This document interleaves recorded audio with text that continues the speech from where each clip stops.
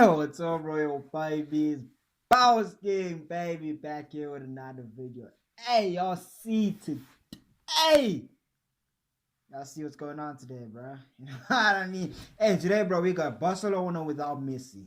It will be a total failure. Hey, listen. I've been watching a little bit of Barca. I love Barca. I love Memphis the Pie. You know what I mean? I was never a Messi fan, really. Like, to be honest, I don't think I follow him online. I think I do follow him on Instagram and shit, but I don't know, bro. But anyways, hey, that is it. I almost said that is it for the video. But anyways, hey, let's just get into the video. Before we get into the video, make sure you hit that subscribe button, join the Royal Babies, because I am royal, you're royal. On this channel I react to sports videos, anything sports. So if you like sports, make sure you hit that subscribe button. And yeah, let's get into the video, bro. Hey, Messi plays for Paris, we know that, but bro, he's yet to score, bro. He's yet to score. Ronaldo, he just got there. He got to Manchester United and he started feeding them goals. You know what I mean? But anyways, yes, this is Inside Football, and we are continuing to analyze the historical occasion. Leo Messi left Barcelona and chose a new club. We have already discussed what awaits Messi at PSG in the upcoming season, but what about Barcelona? The team is having a serious crisis. The reign of Josep Bartomeu had a terrible impact on the state of the club. Now Barca is left without its best player. Many believe this will only lead to negative consequences. If earlier Messi could turn on solo mode to win matches for Barca, for now there will be no footballer to do such a thing. However, oddly enough, there are also positive aspects in Leo's departure. Team collapse or cleansing through suffering. What awaits Barcelona in the upcoming campaign without the legendary Argentinian in the squad? Let's sort everything out in the right order. But before we begin, we want you to give us a like on this video and subscribe to our channel. Here, we are talking only about the most relevant topics and with all the details known. Done? Then we proceed to start. Financial losses, let's see.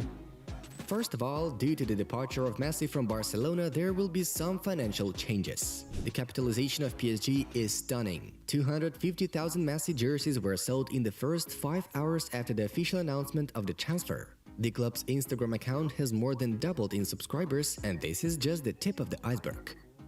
Although Barca seems to have real problems now.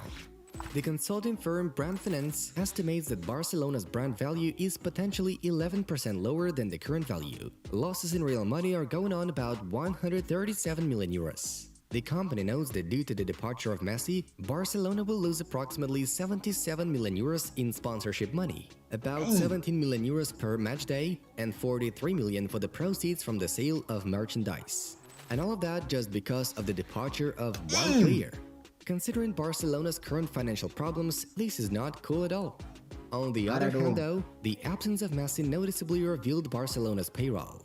We remember that in 4 years Leo earned more than €500 million at Barca. More than 75 million euros a year were spent on his salary excluding taxes. The team will not carry the heavy burden, so there's a definite plus in Leo's move.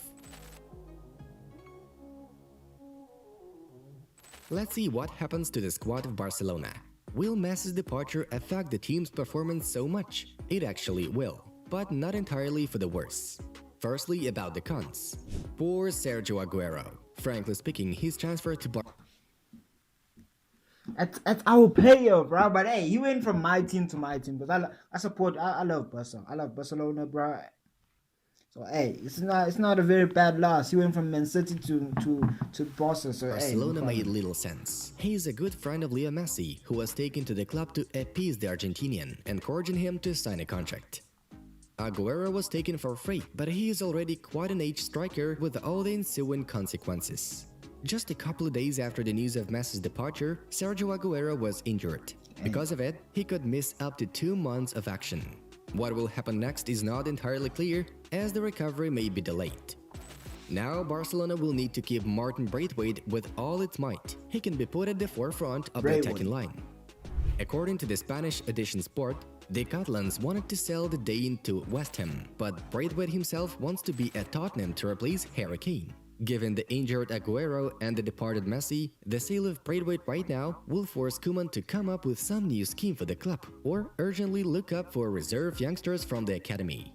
Does Barca have someone who can replace Messi? A silly question of course, but there is an answer.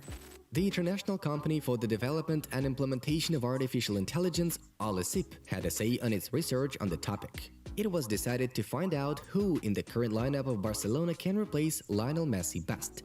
According to the results of the study, the Dutchman Memphis Depay, who has just joined Barcelona for free, is the right candidate for the role.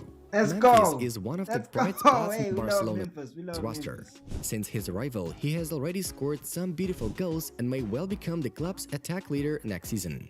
Of course, he will not replace Messi. It is difficult to replace a living football legend anyway, but he will be able to show himself in attack. Felipe Coutinho can get a second chance for career rebirth. He frankly failed his first spell at Barca. But in the absence of Lionel Messi, Felipe may try to prove himself again. Otherwise, the leadership of Barcelona will find him a new club to unload the payroll. The young talent of Ansu Fati still cannot fully recover. He is deeply concerned about a knee injury. Fati resumed training a few days ago, but he is expected to recover sometime in September. In fact, the kid has been absent since last year's November. September now. A good company of experienced and young players is gathering in the midfield area. But there are also some nuances here. The 18-year-old Barcelona wonder boy Pedri made 73 appearances for the club and various Spanish national teams last season. He just returned from the Tokyo Olympics and rejected his vacation. What a madman! This can potentially bring injuries. After all, he is not made of iron, and at some point he will just get exhausted from playing. Moreover, it may be tough and take a lot of energy to constantly keep the high level that Pedri has. At the start of the season, Frankie de Jong won't help Barca. He was injured and is still recovering. On the other hand, Riqui Puig showed himself well in the preseason. Thus, it is likely that he will finally get his playing minutes in the Spanish National League and be able to make his way to the main squad. Koeman was not particularly fond of adding Puig to the mix last season, but in these circumstances, why not? Sergio Busquets has been slowly losing shape due to his age, but he still has a great pass and lots of experience.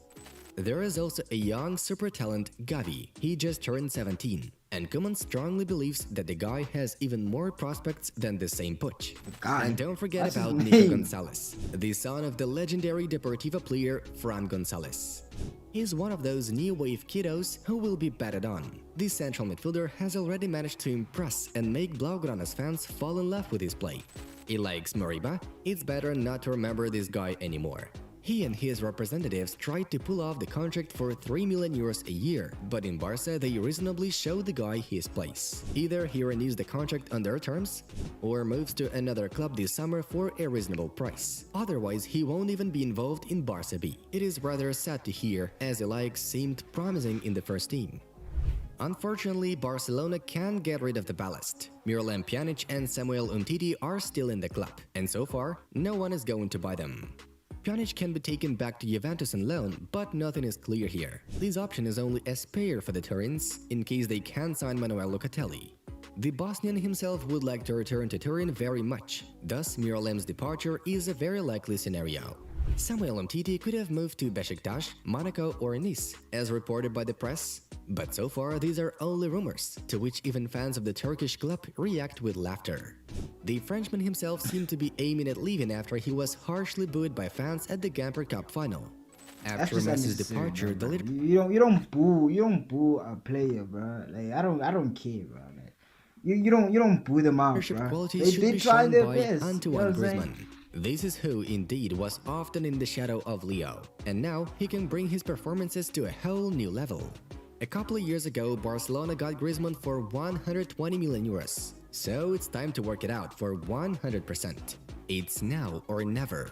Griezmann is the new leader of Barcelona and the central figure of the new project. Who do you think will be able to lead Barca in the new season? Write your opinion in the comments below. Don't you think we forgot to mention Ousmane Dembélé?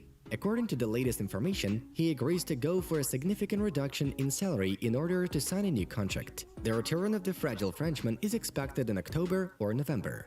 As for that moment, Ousmane is another unrevealed star at the Camp Nou. Messi's departure could reveal Dembélé in a completely new way.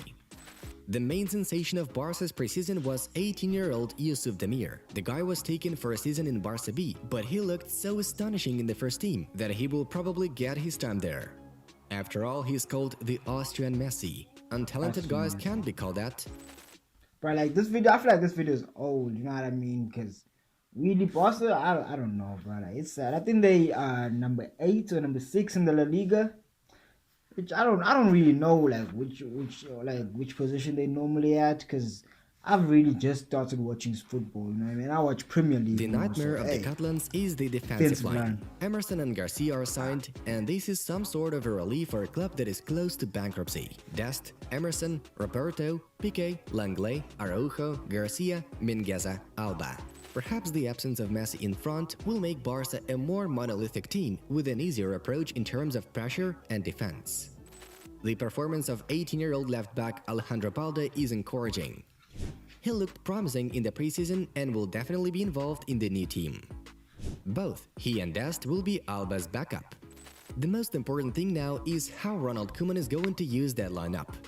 Last season, he counted on Messi many times and noted that the team with Leo and the team without him are different. Now he will have to follow one mode, without Messi in the squad. This is a good opportunity to build a more holistic, possibly more varied team, which will not be centered around one star. The possibility of restructuring appeared for the club. It was already expected to happen, and Messi's departure only accelerated the inevitable. Well, if Koeman fails to cope with the situation, then the arrival of Xavi is not far of the truth. Strangely, the departure of Messi was sorta related to that. Xavi did not want to coach Leo because they played together for a long time, but he just perfectly suits the current team. In fact, there is no need to wait for new transfers. But the transfer window is over. Catalans haven't yet unloaded the payroll. Only the departure of a number of players and the consent of the players to lower salaries will help. These actions will help Barca fit into the La Liga limit of 65–70% of salary cost from total seasonal income. So far, this figure is 95%. Therefore, Laporta's statements about the new players look more like populism, just like in case of optimism about signing a new contract with Leo Messi. Are there any trophies for Barca? It's difficult to say something about the prospects of Barca in European competitions. It's not yet clear how the club will perform in the domestic arena. PSG and Manchester City became monstrously boosted for the Champions League. So no homo, but Grealish, bruh. PSG and Manchester City became Bruh, Grealish, everyone was doubting Grealish. Grealish is doing madness at Manchester City, bruh. That's a team for Grealish, bro. Boosted for the Champions League, so it may be no surprise if any of these clubs will win the main European tournament next season. In the Spanish Championship though, not only Barca has issues on its back. Mbappe still can't move to Real Madrid. The Parisians are not letting him go, especially since Real will also undergo restructuring with Carlo Ancelotti.